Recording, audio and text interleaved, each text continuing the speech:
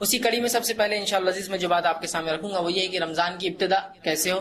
تو ظاہر سی بات ہے رمضان کی ابتدا چاند دیکھنے سے ہوتی ہے. ٹھیک، تو چاند دیکھنے کے مسائل سے میں بات کی ابتدا کروں گا اپنی، کہ چاند دیکھنے کے تعلق سے یاد رکھیے ایک تو یہ وہ مسائل ہیں جن مسائل پر عوام کو بات کرنے کی ضرورت نہیں ہے. یہ مسائل خواص کے ہوں گے، خاص لوگوں کے ہوں گے، علماء کے ہوں گے، یہ ہلال کمیٹیوں کے ہوں گے، دارالخزات کے ہوں گے، دارالفتاح کے ہوں گے، جو لوگ طے کرتے ہیں مسائل کی چاند دکھا یا نہ دکھا. لیکن یہ مسئلہ میں آپ کے سامنے رکھنے کی بالخصوص جو میری کوشش ہوگی وہ اس لیے ہے کہ عوام اپنے آپ کو اس مسئلے میں ڈال کر خواہ کے علماء کو پریشانی میں ڈالتی ہے اور اپنے نفس کو پریشانی میں ڈالتی ہے، اس لیے کہ ہر فرد کو علم نہیں ہوتا کسی چیز کا. تو ہم کیا کریں، اس مسئلے سے اپنے آپ کو مستثنا رکھیں، اور جب اعلان ہو جائے حکومت کی جانب سے، یا حکومت نہیں ہے تو جو دارالخزات ہوتا ہے، مسلمان کمیٹیاں ہوتی ہیں، ہلال کمیٹیاں ہوتی ہیں، ٹھیک، ایک ملک کے اندر اپنی جو ہے مسلمانوں کی کمیٹی ہوتی ہے، پرسنل لا ہوتا ہے، وہ اعلان کر دے تو ہم اپنے روزوں کو شروع کر دیں. ٹھیک، اور انہی کے اعلان پہ اپنے روزوں کو ختم کر دے، مطلب عید کو بھی منا لے. خامخواہ اگر ہم تمام لوگ شامل ہوں گے ان مسائل میں تو بہت مشکل ہوں گی. یاد رکھیں جیسا کہ آج ہوتا ہے، چاند دکھا یا نہیں دکھا، اس پہ جتنا بڑا فتنہ مچتا ہے میں سمجھتا ہوں کسی اور مسئلے پہ نہیں ہوتا ہے، دکھا یا نہیں دکھا. اور کچھ لوگ ہوتے ہیں جو چاند دکھا کے ہی چھوڑتے ہیں، اور کچھ لوگ ہوتے ہیں کہ وہ انہوں نے چاند نہیں دیکھا بولنا ہی ہے. دونوں کے اپنے مفادات ہوتے ہیں. حتیٰ کہ اس حد تک کی بات چلی گئی کہ کارپوریٹ جو میڈیا ورلڈ جو ہوتا ہے، جو تجارتی جو صنعت کار لوگ ہیں، بزنس مین ہیں، یہ چاہتے ہیں کہ عید کا چاند متعین ہو، طے شدہ ہو. وہ مسلمان لوگوں پر، ان کے علماء پر پریشرائز کرتے ہیں کہ بھائی چاند دکھاؤ، اس لیے کہ اگر مسلمان کی عید میں آگے پیچھے مسئلہ ہوا تو آدھی تجارت کا ان کا نقصان ہوتا ہے. مانا چاند رات کو اصل تجارت ہوتی ہے لوگوں کی. تو اس میں مسلمان نہیں، غیر مسلم بھی وہ بکثرت شامل ہے جو چاہتے ہیں کہ مسلمان عید طے کر لے گی کب ہو، چاند کے اوپر ڈیپینڈ نہ رہے، تاکہ ہمارے بزنس پہ کوئی آنچ نہ ہے. اور ہم دیکھتے ہیں کہ بڑے بڑے شہروں میں وہ چاند دکھانے کی جو ان کی پوری کوشش ہوتی ہے کہ چاند دکھ گیا بول کر اعلان 8-9 بجے سے پہلے ہو جائے، تاکہ مسلمان نکل کر سامان خریدے اور فروخت کرے. ورنہ اگر یہ لوگوں نے گڑبڑ کیا اور 12 بجے کے بعد اعلان ہوا تو ان کی آدھی تجارت مار کھا جاتی ہے. تو چاند دکھوانا چاہتے ہیں، تو میں کہوں گا عوام اس مسئلے میں اپنا ہاتھ نہ ڈالے، علماء پر، خواص پر، ذمہ داروں پر چھوڑ دے. وہ اعلان کریں گے، اس کے اعتبار سے ہم کام کر لیں گے. ہر شخص فرد شامل ہوں گا تو پھر سب کو چاند دکھتے ہیں. یہاں ہر شخص اسی گواہی دینا چاہتا ہے، اور کتنے مسائل ہوتے ہیں آپ سب جانتے ہیں. تو لہٰذا اس کے لیے ذمہ داران ہوتے ہیں. ہم ان ذمہ داران پر یہ بات چھوڑ دیں، وہ چاند دیکھ کر ہمیں بتا دیں گے کہ روزہ کب شروع کرنا ہے، اور بتا دیں گے کہ عید ہمیں کب کرنا ہے. لیکن مختصر سے کچھ باتیں سب علم کے لیے آپ کے سامنے رکھوں. یہ باتیں اس لیے بھی کہنا پڑ رہی کہ عوام شامل نہ ہو. میڈیا بہت آسان ہو چکا ہے، کمیونیکیشن بہت جو ہے آسان اور سستا بھی ہو چکا ہے. تو فوراً اگر کوئی مسئلہ بے درپیش ہوتا ہے کہ میں یہاں اورنگ آباد میں بیٹھے بیٹھے جو ہے دلی فون لگا، بھائی تمہارے پاس چاند دکھا گیا، حیدرآباد فون لگا رہا ہوں تو واپس دکھا گیا، بمبئی فون لگا رہا ہوں، سعودی عرب فون لگا رہا ہوں. بھائی چاند تو بہت سے مقامات پر دکھیں گا دنیا میں، سوال یہ میرے مقام پر دکھا کیا؟ سعودی عرب میں چاند دکھیں گے مجھ سے پہلے دکھیں گے. ٹھیک، یہ تو مسئلہ ہوگا. ہمیں اپنے علاقے کا اعتبار کرنا ہے، تو یہاں کی لوکل کمیٹی ہمیں بتائیں گی کیا کرنا اور کیا نہیں کرنا ہے. لیکن بہرحال کچھ مخصوص باتیں جو اللہ کے رسول نے بیان کی بیان کر دیتا ہوں. رمضان کا چاند دیکھ کر آپ صلی اللہ علیہ وسلم روزہ رکھے، اور چاند دیکھ کر جو ہے افطار کریں، مطلب چاند دیکھ کر شروعات کرے اور چاند دیکھ کر روزے کا خاتمہ کرے. ٹھیک، تو یہ موٹی موٹی باتیں ہیں جو رسول اللہ نے بتائی کہ چاند دیکھو تو شروع کر دو، اور جب چاند دکھ گیا تو جو افطار کر لو، مطلب روزے کو ختم کر دو. ٹھیک، تو یہاں دیکھنے کے الفاظ استعمال، یہ نہیں کہا کہ چاند کوئی دیکھ لے، کدھر دور سے کسی ملک سے خبر آ جائے. ہم کو دکھ گیا ہمارے علاقے میں، ہم نے اپنا روزہ رکھ لیا. جس کا علاقے میں بعد میں دیکھیں گا وہ بعد سے روزہ شروع کریں گے. خود صحابہ کے دور میں ایسا ہوتا تھا کہ ایک علاقے میں چاند دکھتا دوسرے میں نہیں دکھتا. شام میں چاند دکھ جاتا تو حجاز میں نہیں دکھتا، مکہ مدینہ میں نہیں دکھتا. اور اس کے بعد وہ شام کے ایک دن بعد روزہ رکھتے، جبکہ شام کے لوگ ایک دن پہلے روزہ رکھتے. لیکن انہوں نے یہ نہیں کیا کہ شام میں اگر خبر پہنچ گئی تو کسی انسان کو بھیج دو یہ بھی خبر پالے اور یہ بھی رکھ لے. ٹھیک، تو بہرحال چاند دیکھے تو ہم روزہ رکھ لے، چاند دیکھ کر افطار کر لے، یہ بالکل صحیح. اسی طرح اگر شعبان کا مہینہ ابار آلود ہو، آخری دن آخری تاریخ ابار آلود ہو، موسم جو ہے بارش والا ہو اور چاند دیکھنا ممکن نہ ہو، تو 30 دن پورے کر لے ہم جو ہے شعبان کے، اور اس کے بعد رمضان شروع کر دیں. سیدھی سی بات. یہ معاملہ رمضان کا ہوگا. رمضان میں اگر ابار آلود موسم ہو اور شک ہے کہ کیا ہے، تو ہم رمضان کے 30 پورے کریں گے، پھر عید کر لیں گے. ٹھیک، اسی طرح شک میں بھی نہیں پڑنا چاہیے چاند دکھا یا نہیں دکھا. رسول اللہ صلی اللہ علیہ وسلم نے فرمایا ایک بار کہ لوگوں کو شک ہوا، شبہ ہوا کہ انہوں نے چاند دیکھا، تو کسی نے کہا یہ تو 3 کا چاند ہے، کسی نے کہا یہ تو 2 کا چاند ہے. جب عبداللہ ابن عباس رضی اللہ عنہ کے پاس پہنچے اور کہا کہ یہ مسئلہ ہوا کہ کسی نے کہا 3 کا چاند ہے، کسی نے کہا 2 کا چاند ہے، ہم کیا کریں اس مسئلے میں؟ تو عبداللہ ابن عباس رضی اللہ عنہ نے بڑی پیاری بات کی اور کہا اللہ کے رسول صلی اللہ علیہ وسلم نے فرمایا کہ چاند کو جب تم دیکھ لو تو شک میں مت رہو بڑا اور چھوٹا، اس لیے کہ اللہ تمہیں اسے دکھانے کے لیے بڑا کر دیتا ہے. ٹھیک، اگر ہم یقینی ہے کہ یہ چاند آج دکھا ہے تو آپ اس پہ شک مت کیجیے بڑا اور چھوٹا ایسا کب ہوتا ہے. مثال کے طور پر کسی کمیٹی نے کہا کہ چاند آج نہیں دکھا، چاند اب عید کل منائیں گے. اب ہم نے جب کل عید منائی، ٹھیک ہے، دوسرے دن منائی، تو چاند تھوڑا بڑا دکھا. اب بڑا دکھا تو دیکھو دوسری کا چاند ہے، کل عید ہو گئی تھی. وہاں فتنہ چالو کہ آج کی درست تھی یا نہیں تھی. ٹھیک، کہ تو چاند بڑا دکھ رہا ہے. رسول اللہ نے پہلے ہی بیان کر دیا اللہ تمہیں دکھانے کے لیے اسے بڑا کر دیتا. شک میں نہیں ہونا چاہیے، کسی معاملے میں شک میں شریعت نہیں چاہتی. اللہ بڑا کر دیتا ہے تاکہ ہم دیکھ لیں. تو عبداللہ ابن عباس نے جب یہ اختلاف دیکھا جو تابعین میں ہو رہا تھا تو کہا دیکھو کیا ہوا. تو کہا کسی نے کہا یہ چاند 2 کا ہے، کسی نے کہا 3 کا ہے. تو کہا شک میں مت رہو. رسول اللہ صلی اللہ علیہ وسلم فرمایا جب ایسا مسئلہ ہوا تھا کہ چاند بڑا اور چھوٹا ہونے شک میں نہ رہو، اس لیے کہ وہ تو اللہ تمہیں دکھانے کے لیے بڑا کر دیتا ہے. ٹھیک، تو یہ مسئلہ نہ ہو کہ عید کسی نے کہا کل کرو، آپ کے نزدیک عید کل ہونا چاہیے، انہوں نے کہا نہیں کل روزہ ہوں گا پرسوں عید کرو. جب پرسوں کے دن چاند دیکھیں گے مغرب میں تو بڑا دکھ رہا ہے، آپ بولیں گے دیکھو دیکھو یہ تو 2 کا چاند تھا، دیکھو فلاں کر دیے. یا جس دن دوسرے دن روزہ رکھ کر چاند دیکھا 30 جب پورے کیے تو چاند بڑا دکھ رہا ہے، بولیں گے ارے یار کل آج عید تھی اور دیکھو روزہ رکھوا دیا. اختلاف میں نہ جائے، اللہ ہمیں دکھانے کے لیے اسے بڑا کر دیتا ہے. ٹھیک، تو ہمارا کام یہ ہے کہ ہم ہلال کمیٹی پہ ڈیپینڈ رہیں، یا جو دارالخزات ہوتا ہے یا شرعی کمیٹیاں ہوتی ہے یا پرسنل لا ہوتا ہے وہ اعلان کریں گا، ہم اس اعلان کے مطابق کریں گے. اس لیے کہ عید جو ہے یہ اجتماعی عمل ہے. میری عید ایک دن پہلے ہو جائیں گے، 10-15 لوگ جا کے عیدگاہ نماز پڑھیں گے، اس کی دوسرے دن ہوگی وہ 4-5 لوگ جا کے پڑھیں گے، ایسا نہیں ہوتا. یہ اجتماعیت والا عمل ہے اور اس کے اندر ہمیں کسی کو بھی اختلاف نہیں کرنا چاہیے. اگر آگے پیچھے بھی ہو جائے تو انتظار ٹھیک ہے نا، خامخواہ جھگڑے سے. اس لیے کہ ایسا فتنہ اور فساد ہوتا ہے عید کے نام پر اور چاند دیکھنے کے نام پر کہ اسی کو انتہا نہیں یاد رکھی. اسی کئی مثالیں بہرحال دی جا سکتی ہے کہ پچھلے کئی سالوں میں خود ہمارے شہر اورنگ آباد میں کیا کیا مسائل پیدا ہوئے. اور چاند دکھوانے کا کچھ لوگ عزائم کر کے آتے کہ آج تو دکھانا ہی ہے، اور کچھ لوگ چاہتے کہ نہیں اب تو 12 بج گیا، نہیں دکھا بھی ہوں گا تو نہیں دکھانا، اس لیے کہ بزنس مار کھائیں گے، اب کل اس کو دکھائیں گے. اور ایسے اختلاف ایسے جھگڑے ہوتے ہیں کہ وہ ہلال کمیٹی کا دروازہ بند کر دینا پڑتا ہے ورنہ ایک آدھ کی جان چل جائیں گے، ایسے حالات ہو جاتے ہیں. تو یہ تو درست نہیں ہے. کسی کی جان چلی جائے صرف چاند کے لیے تو کیا فائدہ ایسی عید کا؟ تو فائدہ ہوگا ایسی عید منا کے لڑ رہے ہیں. اور اگر کوئی شہادت لا لے، اگر واقعی میں کسی کو دکھا اور وہ شہادت لے کر آ رہا ہے تو ادھر پہلے سے ایک ٹیم کھڑی ہوتی ہے کہ کون اندر جاتا گواہی دینے، اب میں دیکھتا ہوں. کیونکہ اب 12 بج گئے، اب تجارت نہیں ہو سکتی، پورا دھندا مار کھائیں گا. آپ نہیں دکھانا ہے چاند، دیکھا بھی ہوا کسی نے تو اس کو ہکال دینا ہے. تو ایسی مارا ماری ہوتی ہے کسی کے اندر. اور وہ جو اس کے سپورٹر آتے ہیں وہ چاہتے ہیں کہ اب تو بتا کے رہیں گے کہ ہم نے چاند دیکھا ہے، گواہی شہادت ہماری لینا ہی پڑیں گی. اور کیا تماشے ہوتے، بہرحال سب نے دیکھا، لڑائی جھگڑے ہوتے ہیں، فتنے فساد ہوتے ہیں، اور پھر حکومت کو آگے بیچ میں عمل دخل کرنا پڑتا ہے کہ بھائی کیا تماشا لگایا آپ نے چاند میں، کتنی بری بات ہے، اندازہ لگائی.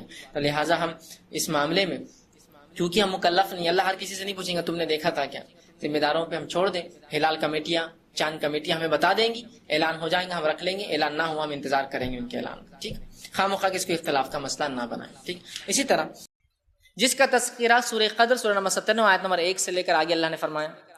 اور نبی اکرم صلی اللہ علیہ وسلم نے اس حدیث میں جو ابن ماجہ کی آپ نے فرمایا کہا، انس بن مالک اس کے راوی ہے، صحابہ کو آپ نے رمضان سے پہلے جمع کیا، صحابہ جمع ہو گئے، کہا کہ سن لو ایک مہینہ تم پر اب آنے والا ہے، مطلب رمضان سے پہلے اعلان کیا، اور اس میں ایک ایسی رات ہے جو قدر اور منزلت امپورٹنس کے اعتبار سے اتنی زیادہ اہم ہے کہ 1000 مہینوں سے زیادہ افضل ہے، اور جس نے اس رات کو پا لیا اس نے تمام خیر کو پا لیا، اور جس نے اس رات کو چھوڑ دیا وہ بد نصیب رہا، اور بد نصیب سے ہی یہ رات چھین لی جاتی ہے.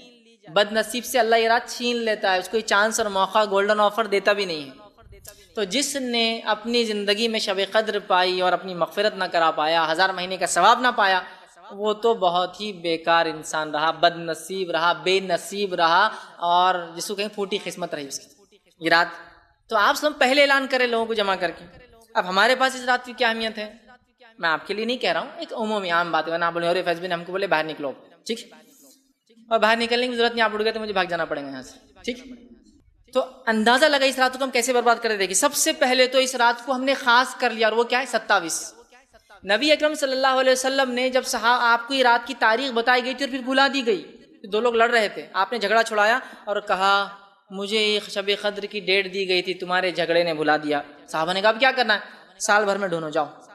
صحابہ نے کہا پورے سال میں کتنا مشکل ہوگا، 355 چاند کے اعتبار سے 355 راتیں ناممکن. پھر آپ نے بعد میں کہا اسے رمضان کے مہینے میں ڈھونڈو، 1 مہینہ. پھر ایک اور روایت میں کہا اسے آخری عشرے میں تلاش کرو، اور آخری روایت جو ماں عائشہ فرماتی ہے، آپ نے فرمایا آخری عشرے کی طاق راتوں میں تلاش کرو، آڈ نائٹس، 21 23 25 27 29 21 23 25 27 29. ہمارے پاس کیا ہوتا ہے 27.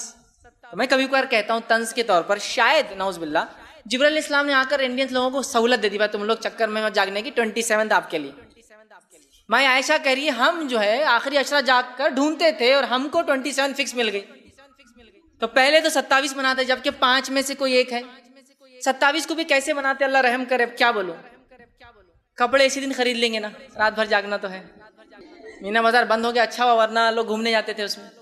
لیکن ابھی بھی مسئلہ وہی ہے کہ چلو کپڑے لے لیں گے, مغرب کے بعد افطار کر کے پھر عشاء کر کے کھانا کھا کے شاپنگ واپنگ کرتے ہوئے پھر سحر کرتے ہوئے, اچھے ریسٹورینٹس کھل چکے ہیں اورنگ آباد میں, سحر کرتے ہوئے گھر آ جائیں گے. یہ منائی جا رہی ہے. کچھ جگہ یہ رات کو اس طرح منایا جا رہا ہے کہ سب لوگ مل کر گپ شپ کر رہے ہیں یا وہ مسالہ تیار کر رہے ہیں. ماشاء اللہ عید آ رہی ہے نا, تو فضیلت تو مسالہ کاٹنے کی اس رات ہے نا, تو مسالہ بنایا جا رہا ہے, تلن ہو رہی ہے, بیٹھے ہیں.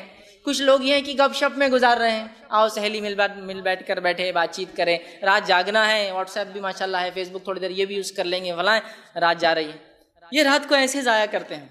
اچھا کچھ لوگ جو اہمیت کو سمجھتے ہیں 5 میں سے 5 راتیں کون جاگیں گا, کتنا لمبا ہوتا ہے نا, 5 nights. اوہ, لیکن اگر انہیں سے پوچھا جائے کہ آپ کی آنکھیں آج بہت لال دکھ رہی, کیا بات ہے؟ گھر میں شادی ہے, 15 دن سے نہیں سوئی میں, 15 دن رت جگے, سانچا, ہلدی, مہندی, راتوں کو جاگ کے میں نکالوں.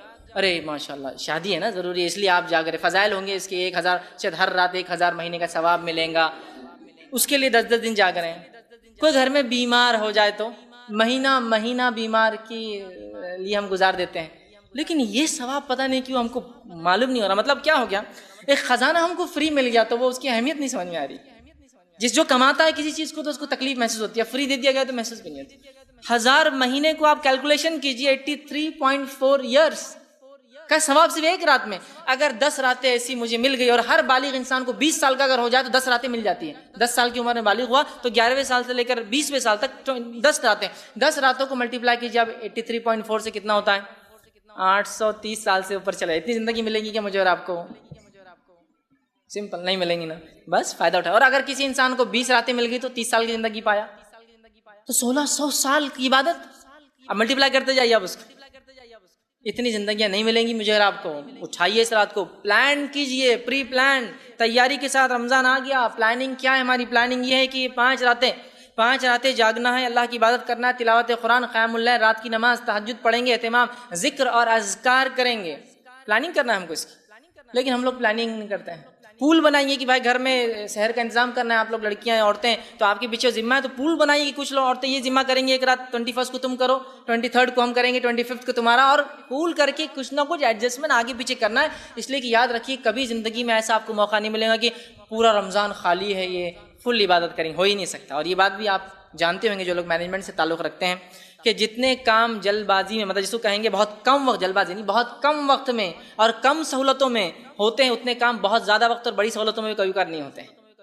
یہ انسٹیٹیوشن کا ڈیولپمنٹ دیکھیے, شروعاتی دور دیکھیے, اب دیکھیے سہولتیں زیادہ ہے, لیکن پھر بھی لوگ کہیں گے نہیں جب جو کام ہونا آج نہیں ہو پاتا ہے, کیونکہ کوششیں الگ ہوتی ہے انسان کی سہولتیں کم ہونے سے. تو میں یہ کہنا چاہ رہا ہوں کہ ہم لوگ تو بزی رہیں گے ساری زندگی, آنکھ جب بند ہوں گی, شٹر ڈاؤن ہوگا, ملک الموت دکھ جائیں گے, تبھی شاید فری ہو پائیں گے, لیکن وہ موقع عبادت کرنے کا نہیں رہیں گا. تو گویا اس کو پلان کرنا ہے, چیزوں کو آگے پیچھے کرنا ہے. اسپیشل ٹائم کبھی نہیں ملے گا زندگی میں.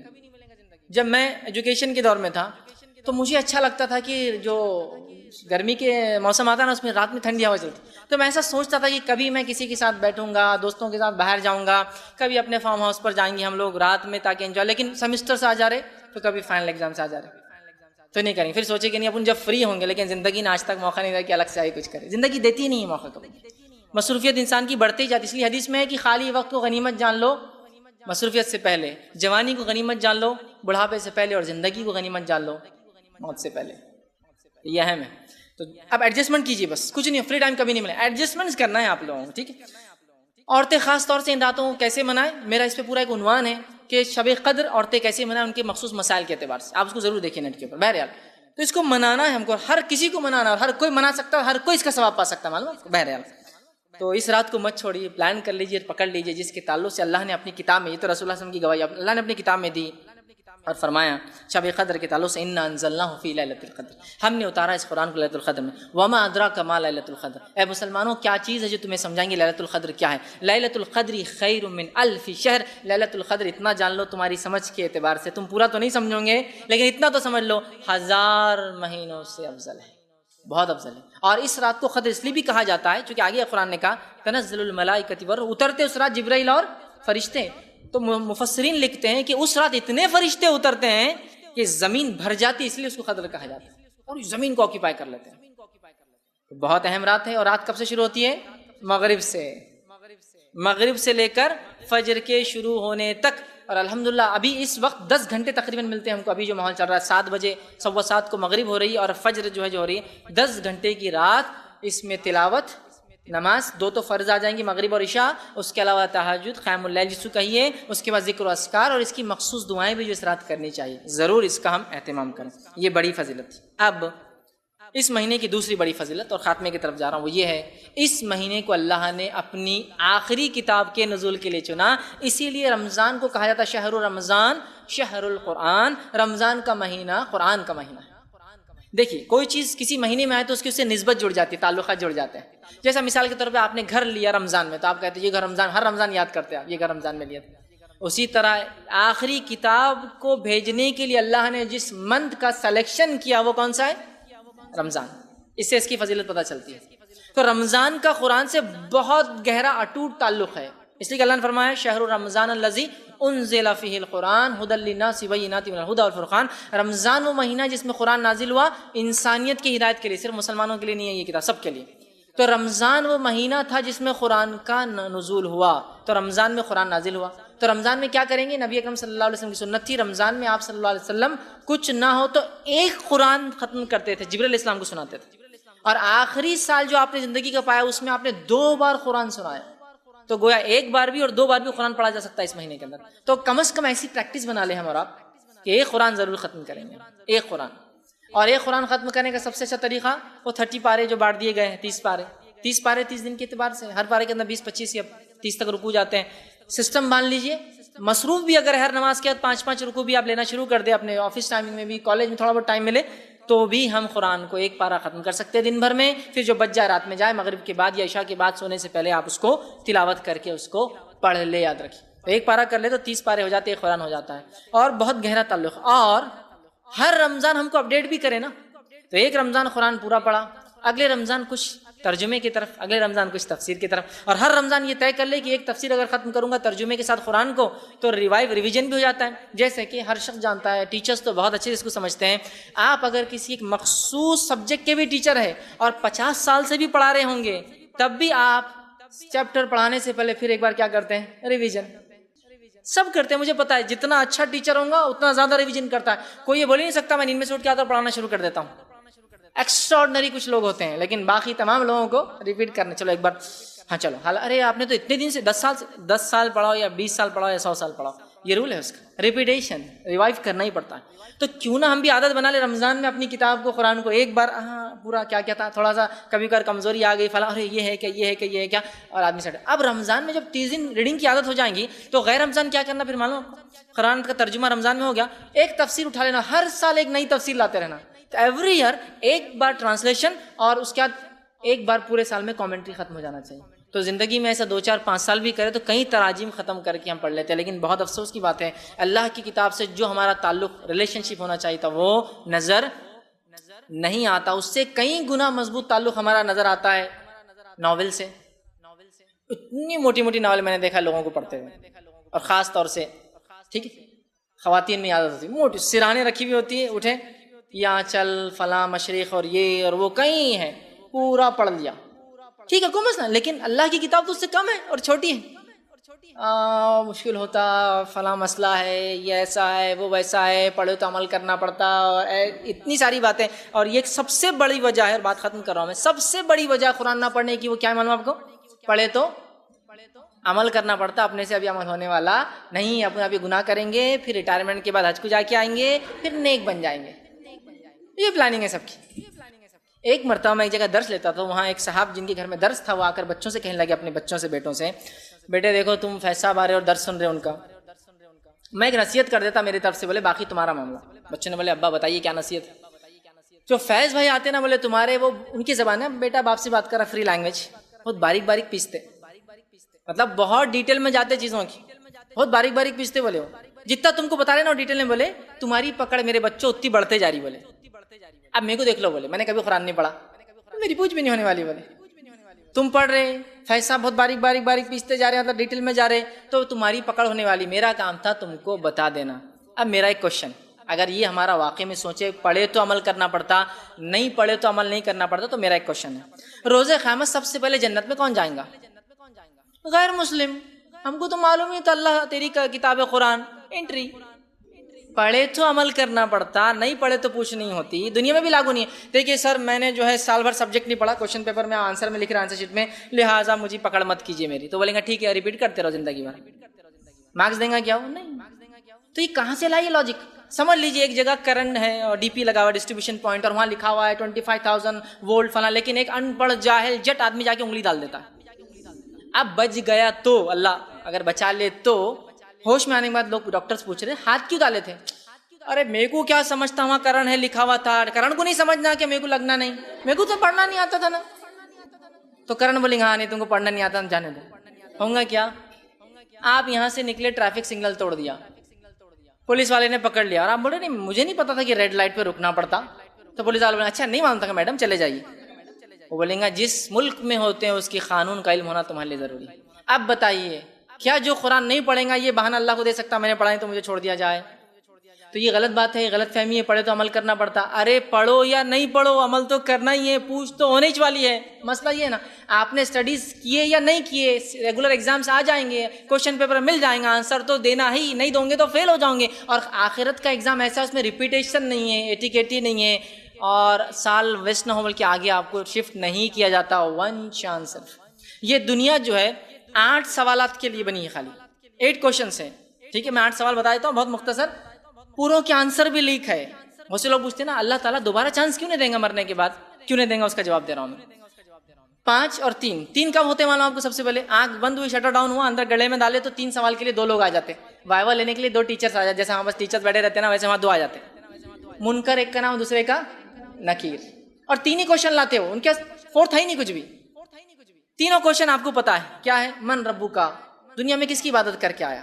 पैदा करने वाले की, अपने दिल की या अपनी मनमानी? मन रब्बू का, माँ दीनों का, तेरा दीन क्या था?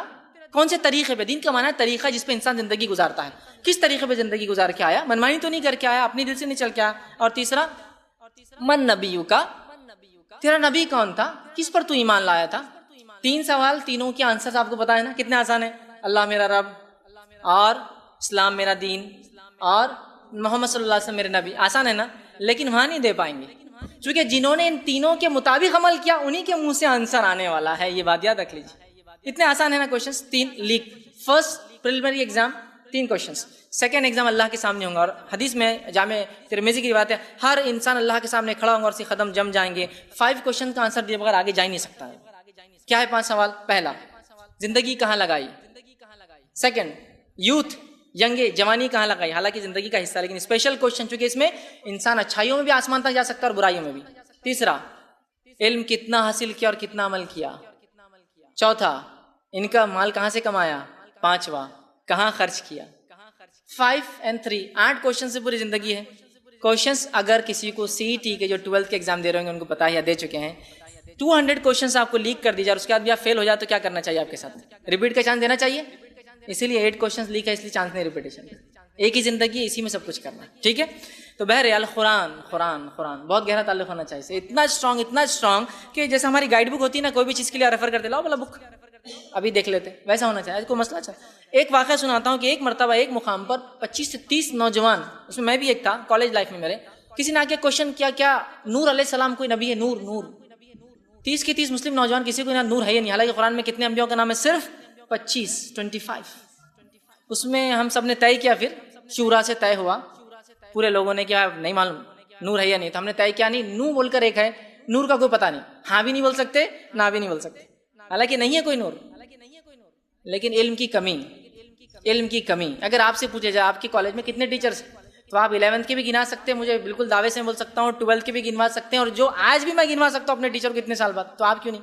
और फर्स्ट ईयर और सेकंड ईयर में इतने नाम याद है, लेकिन 25 नबियों के नाम किसी से पूछते नहीं याद होंगे, क्यों? तो उस किताब से जरा रिलेशनशिप कम है। जितने चैप्टर्स हमने पढ़े ना अभी, अगर फर्स्ट या सेकंड या 4th स्टैंडर्ड से लीजिए, 5th से समझ लीजिए, 5th से लेकर अब तक उतने तो कुरान की सूरत भी नहीं, 114, सिर्फ 114 सूरतें हैं। अगर उसको एक एक चैप्टर मान लिया जाए تو 114 چیپٹر پہ سلیبس سے پورا آخرت کا، جبکہ دنیا کے بعد ہر سال 100 چیپٹرز ہوتے ہوں گے آپ کا الگ الگ سبجیکٹس کے، ہم وہ کر لیتے ہیں، پڑھ لیتے ہیں، اس کے MCQs نکالے تو پتہ نہیں کیا کیا کرتے ہیں، لیکن قرآن کا تعلق یہ ہے کہ 25 نمبر کا سورہ نکالو تو بولتا اچھا 1 منٹ، پہلے پیج پہلا نمبر کا سورہ تھا، اس کو کیا لگتا ہے دوسرے کے بعد تیسرا آئے گا، دوسرا، ارے یہ قرآن میں دوسرا ہی سورہ آ گیا پورا چھپ کے، ارے نہیں دوسرا نہیں، دوسرا سورہ بہت بڑا ہے، آدھا قرآن کھولیں گے تو 9 سورے ہوتے ہیں خالی، ہاف کھول لیں گے تو سورہ جو ہے توبہ چلتا ہے اور اس کے بعد کی پورے۔ اب جس کو عادت ہے وہ کیا کرتا ہے، آپ بولیں گے سورہ نمبر 10 نکالو تو یوں لیں گے اور سیدھا ہاف قرآن کھول دیں گے، چونکہ یوز ٹو ہے وہ کتاب سے، اس کو معلوم نہیں کہاں ایسا ہونا چاہیے قرآن تعلق، ارے یہ کہاں ہے، یہ پیج پہ تھا، یہاں تھا، ابھی تو پڑھے تھے، کل یاد آ رہا فلاں، یہ تعلق نہیں ہے قرآن کا، ہاں بچوں نے پڑھے تھے استاد نیما کے پاس جا کر، مولانا کے پاس، اس کے بعد ہمارے دادا مرے تھے جب پڑھے تھے ہم نے، اس کے بعد کوئی مرا نہیں تو ابھی انتظار کر رہے کہ پڑھیں گے، کسی کے لیے پڑھا جائے، کھلتا ہی نہیں نا اس کے علاوہ۔ کوئی بولتے قرآن لے کے آئیے تو قرآن بولے تو سیڑھی منگانا پڑتی، ابا اوپر رکھتے پھر چڑھنا پڑتا، پھر اس کے دھول صاف کرنے کو آدھا گھنٹہ لگتا اور پھر وہ قرآن نیچے آتا۔ قرآن کا تو میں کہتا ہوں ایسا حال ہونا چاہیے کہ پھٹ جانا چاہیے اس کے اوراق استعمال کرنے سے جیسا ٹیکسٹ بکس ہوتی ہے نا، جو لوگ MBBS اگر اسٹوڈنٹس کو آپ دیکھتے ہوں گے جب ایگزامینیشن سینٹر پہ آتے ہیں نا پیجز گرتے رہتے ہیں ان کے، کیوں تو اتنا بکس کو پڑھتے ہیں کہ پھٹ جاتی کتابیں، تو قرآن کے اوراق تو دنیا بھی ہے نا، پھٹ جاتے ہیں۔ یوز کیجئے سجا ہوا اور سنورا ہوا قرآن، 4 نسلوں سے رکھا ہوا نہیں ہونا چاہیے، یوز کر کے نئے قرآن ہونا چاہیے ہمارے پاس۔ بہرحال قرآن سے گہرا تعلق جوڑیے۔ بس خاتمے کی طرف آخری بات، رمضان کا مہینہ جو پائے اور اپنی مغفرت نہ کرا سکے اس کا کیا انجام ہوگا، اور اس لیے میں نے کہا تھا رمضان کے مہینے کو اپنے مغفرت کا مہینہ میں اور آپ بنا سکتے ہیں۔ اس کی دلیل یہ ہے، دلیل اس طرح سے ہے کہ یہ روایت جو ہے حاکم کی حدیث ہے، نبی اکرم صلی اللہ علیہ وسلم فرمایا اور کہا جو ہے ایک مرتبہ صحابہ کہتے ہیں آپ ایک ممبر پر چڑھے، پہلی سیڑھی پہ قدم رکھا کہا آمین، دوسری پہ قدم رکھا کہا آمین، تیسری پہ قدم رکھا کہا آمین۔ ممبر بولے تو مسجد میں جو سٹیپس ہوتے ہیں 3، صحابہ نے کہا کہ یہ آمین آمین کیوں کہا آپ نے، روز تو چڑھتے ہیں آپ لیکن ایسا آمین نہیں بولتے، تو کہا آج میرے پاس اسپیشل جبرائیل آئے تھے، فرشتہ آئے تھے اور مجھ سے کہا کہ لعنت ہو، ہلاکت ہو، بربادی ہو اس کے لیے، جو ویل ہو، جہنم ہو، وہ آدمی ہلاک ہو جائے، اس پہ لعنت ہو، کس پر، جس کو رمضان کا مہینہ مل جائے اور اس میں اپنی مغفرت نہ کرا سکے، اے محمد کہو آمین۔ تو آپ نے فرماتے میں نے کہا آمین۔ دوسری ممبر پہ رکھا تو آپ نے کہا کہ مجھ سے جبرائیل نے کہا لعنت ہو، ہلاکت ہو، بربادی ہو، ویل ہو، خرابی ہو شخص کے لیے جس کو والدین میں سے دونوں یا ایک بڑھاپے کی حالت میں مل جائے اور ان کی خدمت کرا کے مغفرت نہ پا سکے۔ تو جبرائیل نے کہا کہو آمین، میں نے کہا آمین۔ اور تیسرا کہا لعنت ہو، ہلاکت ہو، برباد ہو، ویل ہو، خرابی ہو شخص کے لیے جس کے سامنے آپ کا نام لیا جائے محمد صلی اللہ علیہ وسلم اور آپ پر درود نہ بھیجے، کہو آمین۔ تو میں نے کہا آمین۔ تو جو اس مہینے کو پالے اور اس کو اپنے مغفرت کا سامان نہ جمع کر سکے اس آدمی پر نبی اکرم صلی اللہ علیہ وسلم کی اور جبرائیل کی کیا ہے، بد دعا۔ بد دعا سمجھتے ہیں نا، کوئی آدمی سڑک سے جا رہا ہے اور آپ سے کچھ مانگتا ہے اور آپ نہیں دیے، بد دعا دیے تو آپ فوراً نکال کر دے دو تو بہت بد دعا دے رہا ہے۔ ایک انسان کی بد دعا سے آپ کو ڈر لگتا ہے، نیک انسان کی بد دعا سے زیادہ ڈر لگتا ہے، ایک نبی کی بد دعا سے اور زیادہ ڈر لگتا ہے، اور ایک فرشتے کی بد دعا سے اور لگنا چاہیے، چونکہ فرشتے تو بہت مقرب، یہاں فرشتوں کے سردار بد دعا دے رہے ہیں اور یہاں انسانوں کے سردار آمین کہہ رہے ہیں۔ بد دعا دینے والا روح الامین، بد دعا پہ آمین کہنے والا رحمت للعالمین، اور نبی اکرم صلی اللہ علیہ وسلم عالم کے لیے رحمت تھے، رحمت ہونے کے بعد بھی آپ نے بد دعا دی۔ اور ایسی گنتی کی حدیث ہے جس میں نبی نے بد دعا دی کسی کو، ایسا گن سکتے آپ، یہ ایک حدیث ہے جس میں امتیوں کو بد دعا دی، باقی کافروں کو بد دعا ہے، جو لوگوں نے تکلیف دی مسلمانوں کو، اسلام کو، نبی کو، ان کے لیے ہے۔